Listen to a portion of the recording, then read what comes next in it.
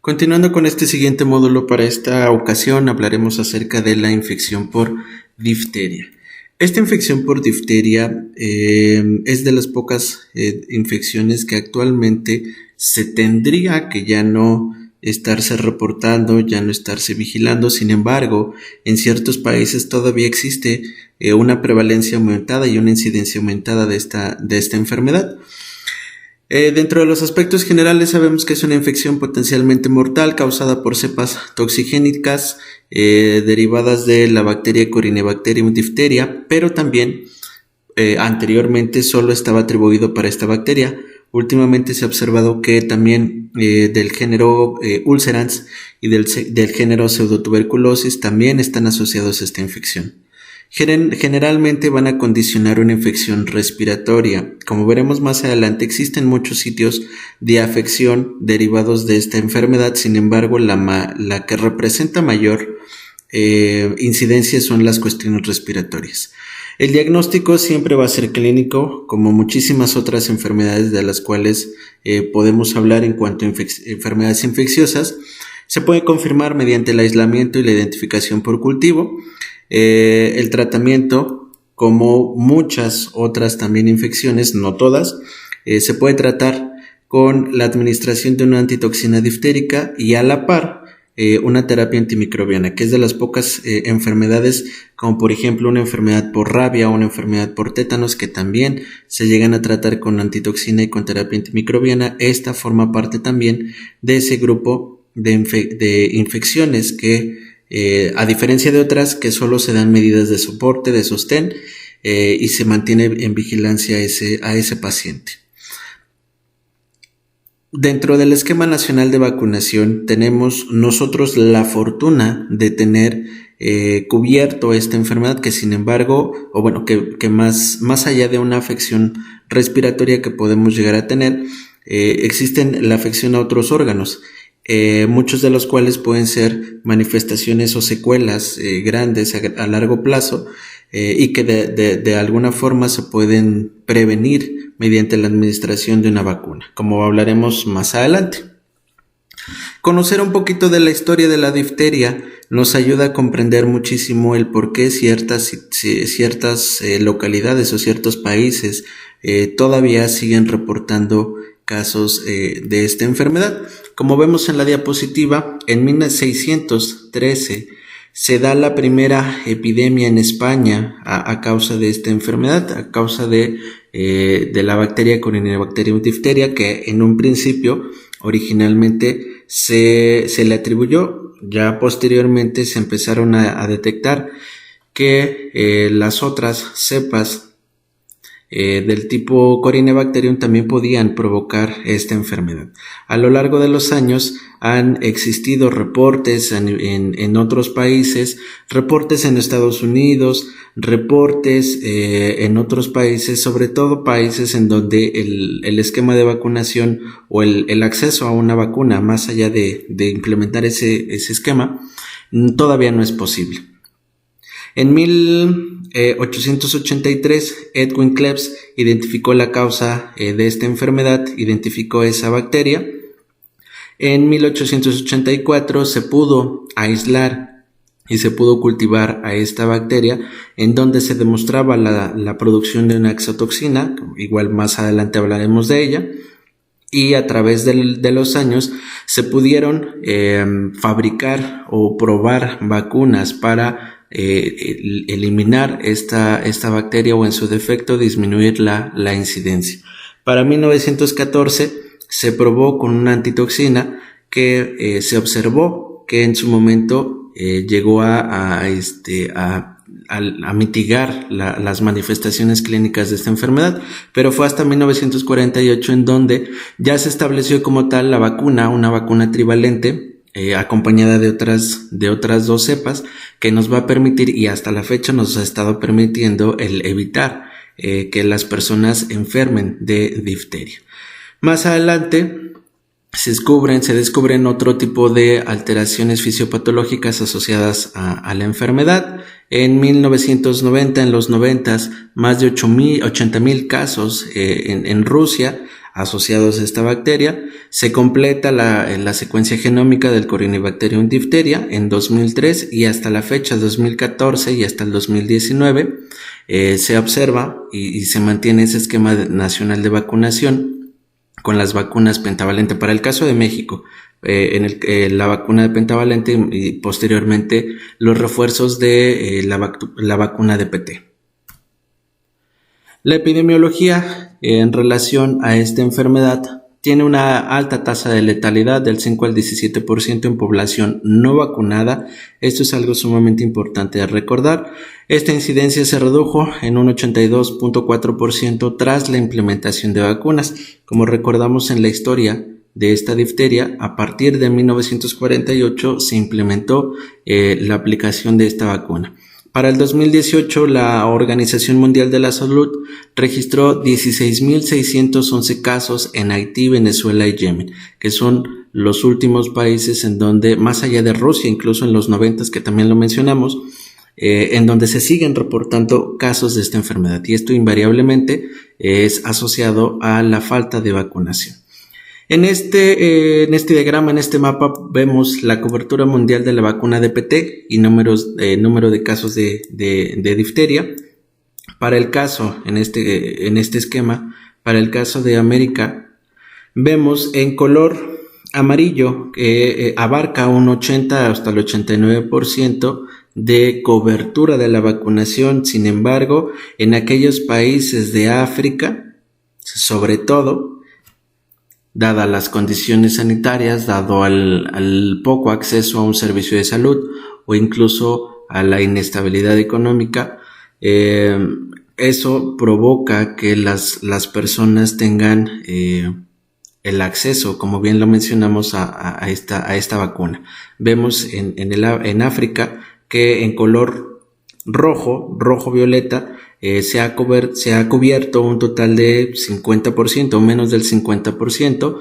Para el caso de países del continente asiático, hay situaciones en las que se abarcan hasta el 90% de los casos. Sin embargo, también este mismo esquema nos sirve para identificar los países para el 2018, los casos que habían reportado. Haití había reportado 105 casos, Venezuela 775 casos, Nigeria 1870, India 8788 casos, Pakistán 413 casos, Yemen 2609 casos, Irán, Nepal, las Filipinas también han llegado a reportar casos de difteria.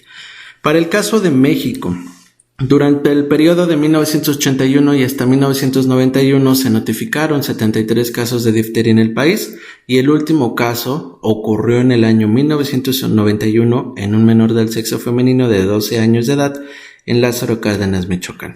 Vemos en la diapositiva el esquema presentado año por año, los casos que se llegaron a presentar. En el 85 4 casos, en el 86 28, 87 31, y de ahí hasta 2016 ha ido en decremento el reporte de estos casos, y esto es gracias finalmente al esquema de vacunación.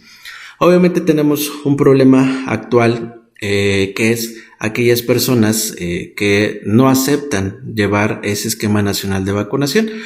Por este tipo de situaciones, en algún momento vamos a tener el resurgimiento de enfermedades que tal vez ya estaban remitidas de todo el mundo, y cuando se presenta este tipo de situaciones que no aceptan una vacuna por alguna situación sociológica, una situación en la cual piensan que tal vez el administrar alguna vacuna dañe fisiológicamente el cuerpo, se rehúsan a seguir este esquema de vacunación. Pero pues realmente va a llegar un momento en el que este tipo de enfermedades, tan solo en México, que hasta la fecha no se han reportado ningún caso, hasta el 2020 no se han reportado ningún caso, se empiecen nuevamente a surgir. En cuanto a las definiciones operacionales, como cualquier otra enfermedad infecciosa, tenemos un caso probable, un caso confirmado y un caso descartado. Para el caso probable es toda aquella persona que presenta infección de vías aéreas con la presencia de placas blanco grisáceas asociadas a adenomegalias cervicales, disfagia, odinofagia, disnea y fiebre. Como bien sabemos, y al ser una manifestación respiratoria, cualquier enfermedad, ya sea viral, ya sea bacteriana, actualmente por la cuestión de infección por SARS-CoV-2, también puede asociarse la aparición de disfagia, odinofagia, disnea o fiebre, más allá de las manifestaciones a nivel orofaringeo o las adenomegalias cervicales, pero invariablemente engloban dentro de un cuadro respiratorio de vías superiores. El caso confirmado es aquel caso probable en el cual se identifique la presencia de Corynebacterium diphtheria mediante técnicas reconocidas por el INDRE, y el caso descartado es todo caso probable en el cual no se demuestra la evidencia de esta bacteria mediante las pruebas de laboratorio. La fisiopatogenia, y esto incluye a las 3 cepas, Corynebacterium diphtheria, ulcerans y pseudotuberculosis. Sabemos que esta bacteria es un organismo ubicuo presente en suelo, plantas, animales, incluidos en los humanos. Se ha observado que puede durar hasta una semana presente en el suelo y es parte de la fisiopatogenia de esta bacteria. La transmisión es a través de gotitas respiratorias o incluso por el contacto de un huésped infectado o de un portador. A su vez también tenemos el contacto, la transmisión por contacto directo con objetos o secreciones propias del huésped o del portador. Es decir, que los fomites en este tipo de enfermedad también funcionan como mecanismo de transmisión. Entonces es importante, una vez suponiendo en algún momento en el servicio de consulta externa, en el servicio de urgencias, que nos topemos con un posible cuadro de difteria, más allá de iniciar alguna terapéutica, más allá de hacer esa notificación a epidemiología, importante hacer el cerco, importante comentarle a los familiares cercanos el mecanismo de transmisión para que desde ese momento se evite una propagación.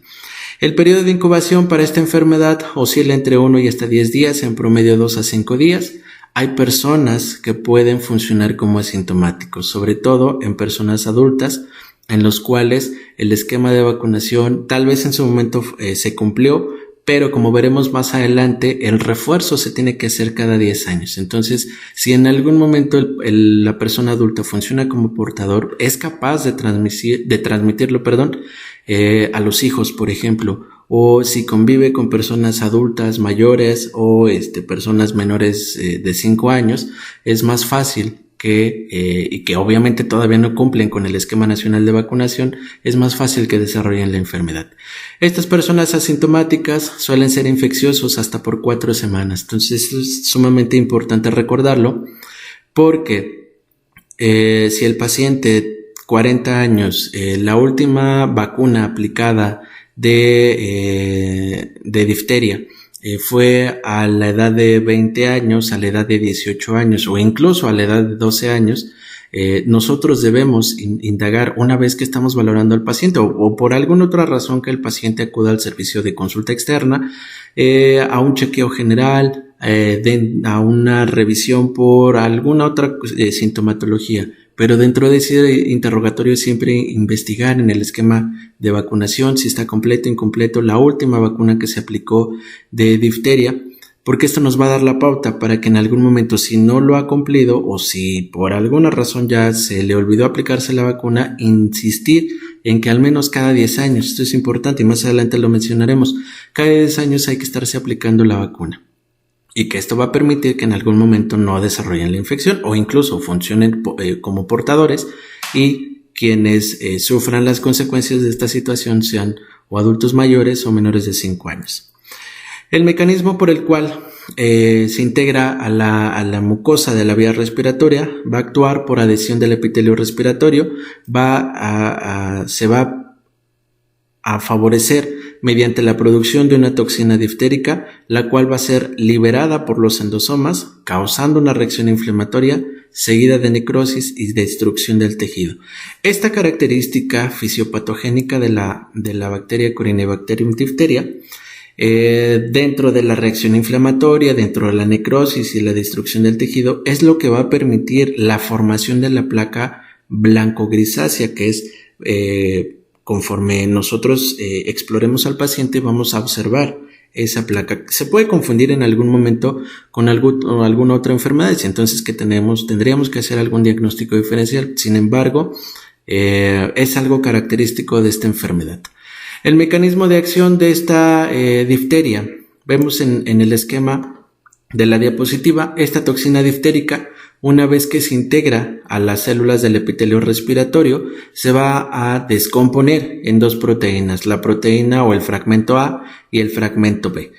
Una vez que se liberan estos fragmentos, el fragmento B se une a la superficie de células hospedadoras y el fragmento A va a ser capaz de inhibir la transferencia de los aminoácidos, inhibiendo la síntesis de proteínas a nivel celular, y esto invariablemente, esta toxina diftérica va a bloquear esa síntesis de proteínas y eso va a favorecer la muerte celular. Vemos los fragmentos A, los fragmentos B. Una vez que se incorporan al epitelio respiratorio, se van a liberar dentro del citoplasma. Estos fragmentos B se van a unir a la superficie de células hospedadoras y el fragmento A va a interferir en la síntesis de proteínas. Invariablemente también este mecanismo fisiopatológico, una vez que inhibe esta síntesis de proteínas, induce mecanismos de apoptosis. Una vez que muere la célula, las toxinas son liberadas a la sangre y a la linfa y es cuando se empiezan a distribuir por el resto del cuerpo. ¿Cuándo vamos a sospechar que un paciente pudiera ser potencial a ser portador de una infección por difteria? Tenemos 3 condiciones que se deben de cumplir. La primera, debemos de sospechar que ese paciente tenga como antecedente un contacto con un paciente sospechoso, o el antecedente de falta de inmunización, o incluso si el paciente es menor de 15 años. Podrían ser los 3 requisitos indispensables para nosotros poder sospechar de difteria. Si es un paciente de 8 años que se presenta al servicio de consulta con fiebre, linfadenopatías cervicales, odinofagia, disnea, fiebre, y al momento de observar la vía respiratoria observamos esta placa blanco-grisácea, lo primero que hay que preguntar es si lleva su esquema de vacunación completo. Si tal vez la respuesta es no, pues es más fácil que nosotros sospechemos en esta enfermedad. En un principio va a desarrollar una sintomatología local. Esta sintomatología local es a nivel respiratorio, vías aéreas superiores, va a ser provocada por la presencia de esa membrana necrótica de color negro grisáceo blanquecino. Nos va a generar malestar general, va a asociarse a adenopatías cervicales, la odinofagia y la disfagia. Como vimos en la diapositiva pasada, una vez que se genera esa muerte celular, esa necrosis, la toxina es liberada a sangre y a linfa, se distribuye por el resto del cuerpo y es entonces cuando nosotros podemos empezar a presentar sintomatología sistémica. Desde una neumonía por la aspiración, por la presencia de esa membrana necrótica. Recordemos que esa membrana va a contener altas cantidades o altas concentraciones de la toxina. Entonces, parte de esas partículas de la misma membrana se pueden aspirar a vías bajas y nos pueden provocar esa neumonía. Puede viajar hasta el corazón y generarnos una miocarditis. Puede provocarnos arritmias, desde arritmias muy leves hasta arritmias graves, potencialmente graves, fibrilación auricular, fibrilación ventricular o incluso llevar a ese paciente a una insuficiencia cardíaca. También se ha observado casos en los cuales va a desarrollar una neuropatía en un promedio de 10 días y hasta 3 meses una vez iniciada la sintomatología, un síndrome similar a Guillain-Barré que es provocada o se va a manifestar mediante una parálisis palatina a nivel faríngeo. De ahí se va a empezar a distribuir de manera distal, va a llegar a la zona diafragmática, finalmente puede provocar la parálisis del músculo diafragmático, esto va a interferir con la ventilación, con la respiración y va a llevar al paciente a una muerte. E incluso también puede presentarse a nivel cutáneo la presencia de úlceras que tienden a ser crónicas en manos, pies y piernas. Y finalmente puede también afectar los huesos y generarnos osteomielitis. Entonces, como se dijo en un principio, Más allá de las manifestaciones faríngeas, respiratorias, que es lo primero que nosotros vamos a observar en el paciente, una vez que se esté valorando y se esté explorando al paciente, es indagar e investigar si no tiene algo agregado, si tal vez el paciente al momento de estar explorando campos pulmonares asociamos auscultamos la disminución de los ruidos respiratorios, algún ruido agregado a nivel cardíaco e incluso las arritmias. De repente es muy difícil, pero tan solo una fibrilación auricular compensada que se ha llegado a presentar en el servicio de consulta externa, que el paciente puede acudir por alguna otra sintomatología, puede acudir por una cefalea, por una astenia, una dinamia, se exploran campos cardíacos, ruidos cardíacos, perdón, y ese ritmo, el ritmo suele ser diferente. Entonces se puede tomar un electrocardiograma y se identifica una fibrilación auricular y el paciente llega al consultorio caminando. Tal vez la presión puede variar un poco, pero a final de cuentas está compensada. La neuropatía pues es mediante una exploración neurológica cutánea, a observar el paciente de cabeza a pies, y una osteomelitis pues tenemos algunos otros datos asociados que pudiera hacernos pensar que la afección también pudiera estar en hueso. Las presentaciones clínicas de la difteria, como ya lo mencionamos, en la imagen del lado de izquierda a derecha, en la imagen A, vemos la presencia de esas adenopatías cervicales. Incluso han llegado a asociar la forma del cuello del paciente como el cuello de un toro. Entonces, algo un poco característico de esta enfermedad es esa adenopatía cervical a nivel respiratorio. Tras la segunda imagen vemos la presencia de esa placa grisáceo blanquecina localizada sobre todo en la pared posterior de la faringe e incluso llega a abarcar los pilares amigdalinos. Y si observamos detenidamente, suele ser un poco diferente a otro tipo de manifestaciones infecciosas. Se puede llegar a confundir, sobre todo, por ejemplo, si estamos frente a un paciente con una candidiasis faríngea, pudiera de repente confundirse. Sin embargo, muchas de las ocasiones suele ser algo característico. Y en la imagen C vemos la presencia de esa úlcera que también se mencionó en la diapositiva pasada. En estas otras imágenes vemos claramente la diferencia entre una infección por difteria. Vemos la presencia de esa placa blanco-grisácea que abarca parte del paladar, parte de la pared posterior de la faringe e incluso el pilar amigdalino. Incluso aquí se llegan a denotar ciertos puntilleos necróticos que pudieran estar asociados a la misma placa. En esta otra imagen vemos la misma placa blanco-grisácea, abarca parte de pilar amigdalino, parte de pared posterior de faringe, parte de paladar, y esto es algo muy característico para esta enfermedad. Puede llegarse a confundir con una mononucleosis, por ejemplo. El diferencial lo podemos hacer con una faringitis viral, una faringitis estreptocócica, una epiglotitis, una mononucleosis, una candidiasis, una endocarditis, angioedema, epiglotitis o un absceso retrofaríngeo. Invariablemente, esta imagen corresponde a un paciente con una mononucleosis infecciosa. Recordemos la sintomatología clásica de una mononucleosis: fiebre, faringitis y linfadenopatías. El paciente tiene fiebre, el paciente tiene faringitis, se observa una faringe hiperémica, los exudados blanquecinos y una linfadenopatía generalmente cervical. Pero si hacemos el comparativo entre esta placa blanco-grisácea y esta faringe observada de un paciente de mononucleosis, evidentemente hay una diferencia muy grande. Sin embargo, puede ser que el paciente se presente en este estadio y posteriormente empiece a desarrollar la placa, o que invariablemente el paciente ya se presente con esta placa, y al observar esta placa hacemos el diagnóstico clínico definitivo o presuntivo de una infección por difteria.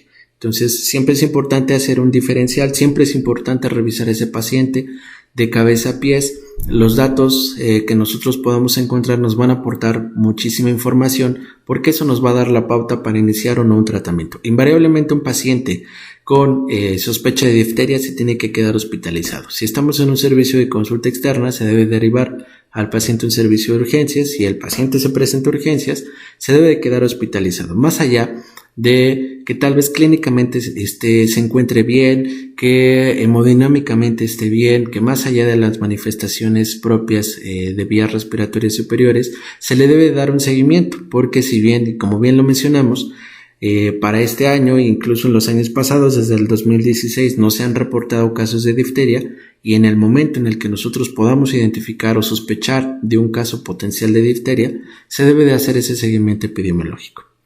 La confirmación se realiza mediante el aislamiento y la identificación del germen en medios de Loeffler o en agar telurito. La identificación secuencial, otro método de diagnóstico del DNA de la bacteria, que codifican las subunidades de la toxina A mediante reacción en cadena de polimerasa. Otro método de confirmación, el uso de espectrometría de masas por tiempo de vuelo de ionización. Variablemente, bueno fuera que en el servicio, por ejemplo, el servicio de consulta externa, tengamos el acceso a estos métodos diagnósticos. Sin embargo, lo que nos va a dar la pauta siempre, en la gran mayoría de las enfermedades, si no es que en todas, siempre lo que nos va a dar la pauta es la clínica. Si ese paciente se presenta con fiebre, linfadenopatías, malestar general, ataque al estado general, astenia, dinamia, y por alguna razón se nos ocurre revisar faringe y observamos estas placas, lo primero que hay que descartar es difteria. Otros métodos o apoyos auxiliares diagnósticos de los cuales podemos hacer uso, el uso de una ecocardiografía para descartar una miocarditis o una miocardiopatía, el uso de electrocardiografía para sospechar, descartar arritmias e incluso arritmias potencialmente letales, el uso de una biometría hemática para corroborar una leucocitosis, aumento de transaminasas, aumento de CPK fracción MB o incluso las troponinas elevadas, que pudieran ser marcadores más allá, marcadores propios de la enfermedad que no tendrían tanta relación, nos sirven para orientarnos si el paciente pudiera empezar a desarrollar manifestaciones cardíacas. El manejo clínico se basa en 4 principios. La primera, mediante a ese paciente se tiene que aislar. Es una enfermedad que en México no se ha reportado, es una enfermedad altamente transmisible, es una enfermedad que hay personas que funcionan como sintomáticos, se transmite por gotitas, se transmite por fomites, entonces lo ideal es aislar a ese paciente. Lo segundo es valorar la administración de una antitoxina diftérica. Lo tercero, el uso de una antibiótico terapia. Y el cuarto, monitorizar al paciente. Se debe monitorear por el hecho de que en algún momento pudiera empezar a desarrollar complicaciones tanto neurológicas, cardiovasculares y que eso comprometan la vida del paciente. El uso de antibióticos se deben de iniciar lo más pronto posible ante la sospecha y sin esperar la confirmación por laboratorio. Como bien se mencionó, para este tipo de enfermedades y para muchísimas otras, la clínica es lo indispensable. La administración se debe de hacer intravenoso o si no contamos con la opción se debe de hacer por vía oral. El esquema de tratamiento antibiótico, como observamos en la diapositiva, hacemos uso de pensilpenicilina procaínica. La administración es intravenosa, 50 miligramos por kilo de peso una vez al día por 14 días, máximo 1.2 gramos por día. Una alternativa a la penicilina, eritromicina de 40 a 50 miligramos por kilo de peso al día, administrar en dosis divididas, 10 a 15 miligramos por kilo de peso cada 6 horas, tratar por un total de 14 días, máximo 2 gramos al día. Si optamos por un tratamiento oral, también la opción podemos hacer uso de acitromicina para el caso de pediátricos, 10 a 12 miligramos por kilo de peso una vez al día, máximo 500 miligramos por los mismos 14 días, y si es adulto, 500 miligramos una vez al día por 14 días. En este esquema vemos esas alternativas mediante el uso de antibióticos de los cuales podemos optar. Siempre el pilar va a ser la penicilina. En nuestros días podemos toparnos con una resistencia ya casi en total de la población hacia la penicilina. Sin embargo, es un esquema que todavía se ha observado que en ciertas situaciones puede mostrar el beneficio. El uso de penicilina cristalina o el uso de penicilina procaínica Si es cristalina, 25 a 400 mil unidades por kilo de peso, cada 4 a 6 horas desde el cambio de procaínica por un total de 14 días. Y si hacemos una administración de procaínica, la misma tiene que ser administrada por 14 días. Las opciones terapéuticas cuando son o muestran sensibilidad a la penicilina, podemos optar por macrólidos, clindamicina o linezolid. Los macrólidos, eritromicina o claritromicina o la misma acitromicina, ha observado que tiene muy buen beneficio contra esta enfermedad. A la par, como bien se mencionó, al paciente ya se aisló, el paciente ya se está monitorizando, tal vez ya se observó que no tiene algún daño a otro órgano más que la cuestión respiratoria, ya se inició una terapia con antibióticos. La cuarta opción y el cuarto pilar es la administración de una antitoxina. Esta, igual que los antibióticos, se debe de administrar lo más pronto posible ante la sospecha y sin esperar la confirmación por laboratorio, dado a que llega a presentar reacciones alérgicas graves en el paciente. Siempre se debe de realizar una prueba de sensibilización, antes de la administración. Y la cantidad de antitoxina recomendada varía según la gravedad del cuadro clínico. Si tenemos, como vemos en la diapositiva, si tenemos a un paciente con un cuadro laringio o faringio de 2 días de duración, la dosis para adultos o niños es de 20.000 y hasta 40.000 unidades. Si es una enfermedad nasofaringea, de 40.000 a 60.000 unidades. Y finalmente, si es una enfermedad extensa o incluso ya tenemos daño a otro órgano, tenemos una neumonía por aspiración, tenemos una miocarditis, una fibrilación auricular provocada por difteria, una polineuropatía, algo diferente, la dosis administrada es de 80.000 y hasta 100.000 unidades. Importante recalcar que las pacientes embarazadas no pueden ser sometidas a esta terapia. Más allá de en algún momento que pudieran desarrollar una reacción alérgica, invariablemente está contraindicada durante el embarazo. El pronóstico para estos pacientes: la mortalidad relativamente es constante, 10% en los últimos 100 años. La incidencia de desarrollar complicaciones cardíacas es del 10 y hasta el 30%. Generalmente son complicaciones graves, arritmias letales, que en algún momento pues va a dar problemas al paciente y se debe de monitorizar. Los factores clínicos, la inmunización, la duración de los síntomas y el momento del diagnóstico incluyen en el resultado de la enfermedad. Y como bien se mencionó, dentro de los estudios auxiliares diagnósticos de los cuales nos podemos apoyar, la elevación de las aminotransferasas fue un mejor predictor para el desarrollo de miocardiopatía, asociado también a la elevación de la fracción MB del CPK o incluso la elevación de las troponinas. Finalmente, suponiendo que ese paciente acudió al servicio de urgencias, se sospechó de difteria, se inició tratamiento con antibióticos, se hizo uso de la antitoxina, el paciente va bien, no tuvo complicaciones, se va a casa. Una forma que hemos tenido y que se ha observado invariablemente mediante el Esquema Nacional de Vacunación y que ha permitido que desde el 2016 no se han presentado y se han reportado casos de difteria es esa campaña nacional de vacunación. La vacuna que podemos nosotros emplear y que nos va a permitir la prevención de esta enfermedad va a ser desde la infancia, que va a estar comprendida en 5 dosis y que, como bien sabemos, va a seguir un orden cronológico. Como vemos en la diapositiva, van a ser 3 dosis durante el primer año de vida, con un intervalo de 2 meses entre una y otra, a partir de los 2 meses de edad. Es decir, que se va a aplicar a los 2, 4 y a los 6 meses de edad. Se va a administrar mediante la combinación de una vacuna pentavalente. Es decir, que la vacuna pentavalente, la que ya conocemos, que se aplica a los 2, 4 y 6 meses de edad, nos va a permitir la prevención de esta infección. La cuarta dosis que se tiene que administrar es de refuerzo a los 18 meses de edad, igualmente combinada con una vacuna pentavalente. Y finalmente la última dosis se debe de dar entre los 6 años y que en esto nos va a permitir completar ese esquema de vacunación. La última dosis ya no está incluida dentro de la vacuna pentavalente. Esta última dosis es la triple viral, difteria, tosferina y tétanos, la cual se administra a los 6 años, la cual se vuelve a administrar a los 12 años de edad y generalmente, y lo que se tendría que hacer es cada 10 años estarla administrando.